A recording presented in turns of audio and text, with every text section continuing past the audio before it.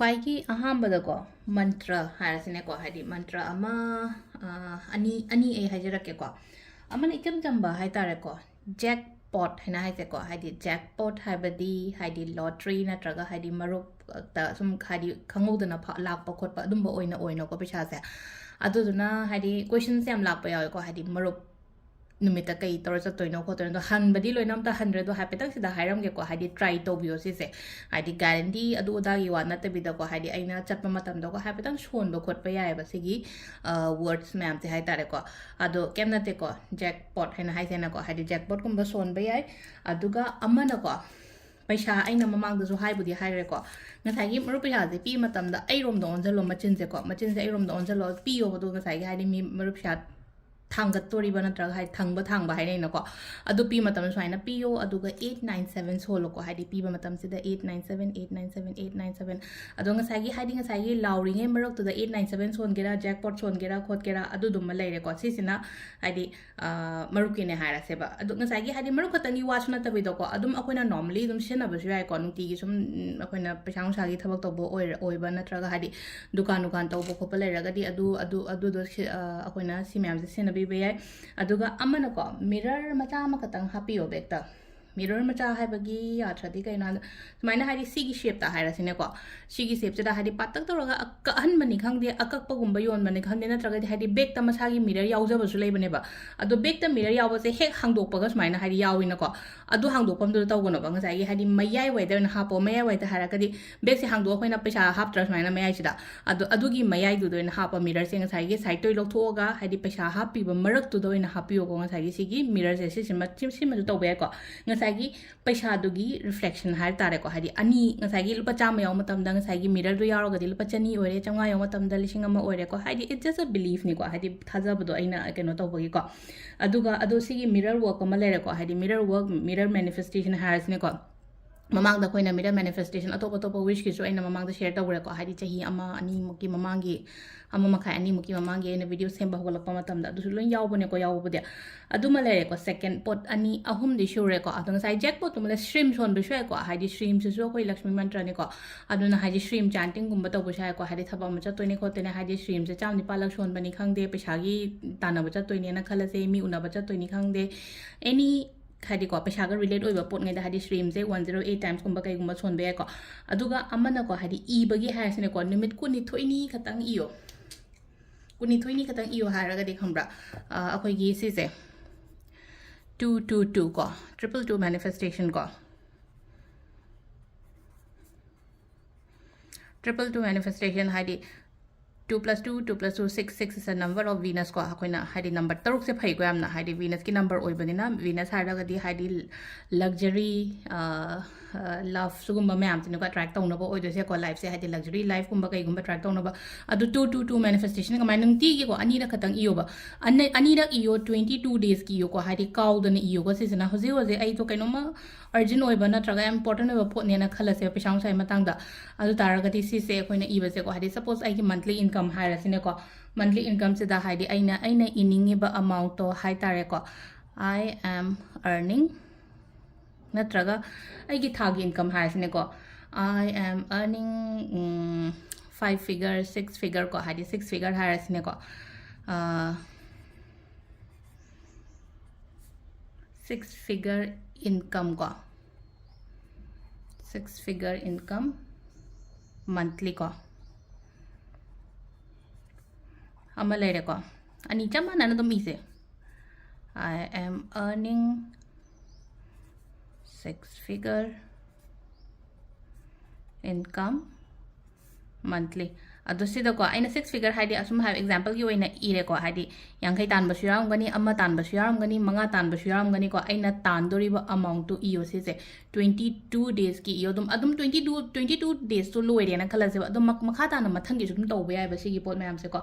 सिसिम लेरेको अदुगा होय angel numbers आइना हाइरेको 897 सोनबा खोटपा अमा अदुम लेरेको अदु सिमा सु तौबे यारेको हाइदि सिना अहामबगी कैनो ओइरेको मथंगी सिना हाइदि को ट्रायंगल गुम्बा मा येक से को स्माइ तौरगा सिसे थम्मो दुगा येक पलोइरा कांदा को आइगी बैक तनी खंगदे नत्रगा आइगी उपुदनी खंगदे को माइना ट्रायंगल अमा ये से को मागी point हाई तारे को हाई सिदा number 1 ने ना खलसे को सिना number 2 ने ना खलसे number 3 ने ना खलसे बा अदो 1 गी मपा सिदा amount हाई तारे को आइना पामिबा amount तो इरसे बसिदा हाइदी 1 गी मपा सिदा हाइदी आइना पामिबा amount suppose हाइदी लिसिंग यांखै नि खंगदे अमनि खंगदे आइना हजिक दरकार होय हाइदी मी गी दरकार से तोंगान बनिना को अदो सिदा इरसे को करीगिदमक्ता पामिनो सेकेंड थिंग को करीगिदमक्ता पामिनो हारगदी सपोज हारसिने को हाइदी आइना लेनिंगिबा पोट नत्रगा आइना सिजनरिबो सिजनरि आई वांट टू को आई वांट टू आइना इनिंगिबा पोट तो इरोकसिदा I want to buy house नि खंगदे गाड़ी लेगदब नि खंगदे फीस थिगदब नि खंगदे अमनि खंगदे को हाइदी आइगी मरम दो इयोबा नंबर 2 गी सिना को नंबर 3 सिना को हाइदी सीसे ओइर मतुंगदा एंगोंदा फावगदबा फीलिंग्स तो हाइतारे को एंगोंदा फावदा हाइदी हरावबदो यामना हाइतारे को हाइदी सिदा इथोपा हाइपेतंग इबे याबा हाइदी थैंक यू इबनी खंगदे नत्रगा याम पेले नत्रगा हाइदी आइना इनिंगबा वर्ड हाइतारे को थागतपगी कइनो दो इबा सिदा नको हाइदी आइगी फीलिंग्स सिदा इसेबा फीलिंग्स हारगदी हाइदी थैंक यू शोबो थैंक यू यूनिवर्स को हाइदी व्हाटएवर अदोगा सिदा इबे याय को अदुगा मयाय सिदा नको आई रिसीव एनी इसे को I receive adum thannaba yo si jeloina mako aina iriba kaino sida hai tare ko hadi triangle sigi manung sida ko I receive se ko adum loina ma ira se ko sigi kaino mayam se ko adu sigi chi si masu akoina kaino to bi ba ko simaga to ba yai ko adu akoina sima to ba yare adugi matungda koina 21 days 22 days kumba taw hadi any manifestation taw matamda any habit ama create taw matamda numi kuma thoini numi kuni thoini se ko hadi sida phajana taw biba duga amana mo khoina taw ya base kaino ising ama lo se ko sing glass am lo se yum gi corner am da thamse ado ising gi glass da ko taw ba matamda su ko phajana khallo wa khanje फजना खल्लो हाइबगी आथ्रदी आइना तौदोरिबा थबक से माइ पाकनी आइना पांगथोक्तोरिबा ritual से माइ पाकनी हाइबगी अदुगी belief दा doubt थमगा तौगनो को कोइना हुम खतंग लवे कोइना सिदा कोइना हुम लौरे अदो हजिक से केनो मगी हाइतारे को दरकार अमा हाइतारे को अदुगी खल्लो बसुम निमे कुमा थोइने ट्रगा हादि था मनु सिदा आइंगोन द दरकार लेबा पैसा हारसिने को अदुगा सिदा हाबकदब से बेलीफ अमा खतंग स्माइना अदुम थादरगा थंबिरसु याय को पुलाब अदम लुपसन गे से दंग चावरमनि हादि केनो तो अपिक पलौगे स्लोबी रोक कछु काइदे को अदु सी से कॉर्नर अमा हेता थमो आइगे कागिने को आइगे कागी कॉर्नर अमा हेता थंबियो सी से अदुगा नुमित को माथोइनी मतुंग द को नुमित को माथोइनी गी मतुंग से दा ngasai ising siga kaino siga di hadi pambi makhong gumbada hian gro paisa se di aigi money bag ta hapa adumai ta ro ko si sima lere ko aduga last ama ka tanga I share torong ke ko last ama ka tang aina share taw doi se ko पैसा अमा लौसे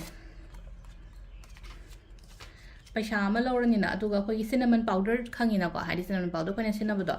cinnamon powder सिना को हादि पैसा से the को कोइना हादि खुनिंग दौसिना को हादि साइ powder दु द लौरेना को अदुगा सिंबल अमा सुमाइने ई से बको सिंबल से आई हापेतंग येगलके को सिददी ई रोय को अgai cinnamon powder suma panda le hore do hadi ulakpado keno tawdra ko hadi ngai powder se kitang khut khatang cholan ge chol halo ko ising da ko ngai yek pada nungai na ba ado hadi se gi ngai powder do lawon na aduga symbol se yek to ne fain taroga ado yek kada ba symbol do ai boy de yem ge ko aduga si gi paisa se kai thokano macha oina do bio ko acho boy taraga di hadi darka le ga sina ba ko po or lupa 10 to gera lupa 80 to gera lupa 100 to gera ko aina sin ro ge ha khallaga thamba paisa gumba do अदो कोइना ये कदोरिबा symbol से नको सुमाइना ये को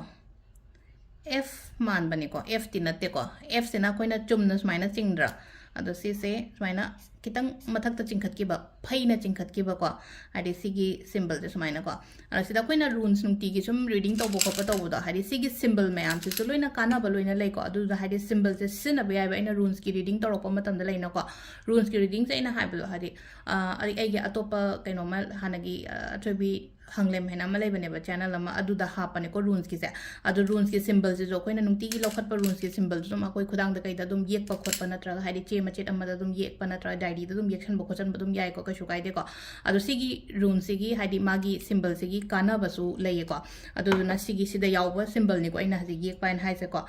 माइना F ता कतंग हाइना ꯐꯩꯖꯩ ꯆꯤꯡꯈꯠꯄ ꯍꯥꯏꯇꯥꯔꯦꯀꯣ ꯒ꯭ꯌꯥꯟ ꯇꯥꯔꯅꯤꯀꯣ ꯃꯌꯥꯝ ꯍꯥꯏꯗꯤ ꯅꯣꯔꯃꯦꯜ ꯐꯅ ꯁꯨꯃꯥꯏꯅ ꯇꯧꯔꯦꯅꯀꯣ ꯑꯩꯈꯣꯏꯒꯤꯁꯤꯅ ꯃꯊꯛꯇ ꯁꯨꯃꯥꯏꯅ ꯆꯤꯡꯈꯠꯈꯤꯕ ꯃꯊꯛꯇ ꯁꯨꯃꯥꯏꯅ ꯆꯤꯡꯈꯠꯈꯤꯕꯅꯤꯀꯣ ꯑꯩꯈꯣꯏꯅ ꯄꯩꯁꯥꯗ ꯉꯁꯥꯏ ꯌꯦꯛꯇꯣꯏꯁꯦ ꯑꯗꯣ ꯁꯤꯁꯦ ꯇꯧꯕꯤꯔꯣ ꯌꯦꯡꯉꯁꯦ ꯍꯥꯏꯗꯤ ꯂꯥꯛꯇꯣꯔꯤꯕ 21 days ꯊꯥ ꯑꯃꯁꯤꯗꯀꯣ ꯑꯩꯒꯤ ꯕ꯭ꯂꯣꯀꯦꯖꯦꯁ ꯂꯩꯕ ꯑꯩꯅ ꯃꯤꯅ ꯄꯤꯔꯛꯀꯗꯕ ꯃꯤꯅ ꯄꯤꯔꯛꯇꯕ ꯂꯩꯌꯦ ꯈꯣꯠꯂꯦ ꯍꯥꯏꯕꯒꯤ ꯑꯩ ꯂꯣꯏꯅ ꯍꯟꯕ ꯉꯝꯗ꯭ꯔꯦꯀꯣ ꯑꯗꯨꯅ ꯍꯥꯏꯗꯤ ꯄꯨꯂꯞꯀꯤ ꯑꯣꯏꯅ ꯃꯌꯥꯝꯒꯤꯗꯃꯛꯇ ꯁꯦꯝꯃꯛꯑꯕꯅꯤꯀꯣ ꯋꯥꯔꯧꯕꯤꯒꯅꯣ ꯑꯗꯣ ꯁꯤ ꯑꯗꯨꯝ ꯌꯦꯡꯉ ꯇꯧꯕꯤꯌꯣ ꯍꯥꯏꯗꯤ ꯄꯔꯁꯅꯦꯂꯤ ꯑꯩꯅ ꯇꯥꯛꯇ꯭ꯔꯒꯁꯨ ꯍꯥꯏꯗꯤ ꯃꯦꯁꯦꯖ ꯈꯨꯗꯤꯡꯃꯛꯇ ꯑꯗꯨ ꯑꯃꯃꯝ ꯑꯦꯛꯁꯄ꯭ꯂꯦꯟ ꯇꯧ ꯂꯩꯔꯒꯗꯤ ꯃꯇꯝꯗꯨꯗꯤ ꯂꯣꯏꯅ ꯐꯔꯛ ꯇꯥꯅꯕꯅꯤꯅꯀꯣ ꯑꯗꯨꯗꯨꯅ ꯑꯩ ꯁꯨꯃꯥꯏꯅ ꯑꯣꯏꯅ ꯁꯦꯝꯃꯦꯀꯣ ꯚꯤꯗꯤꯑꯣꯁꯦ ꯊꯦꯡꯛ ꯌꯨ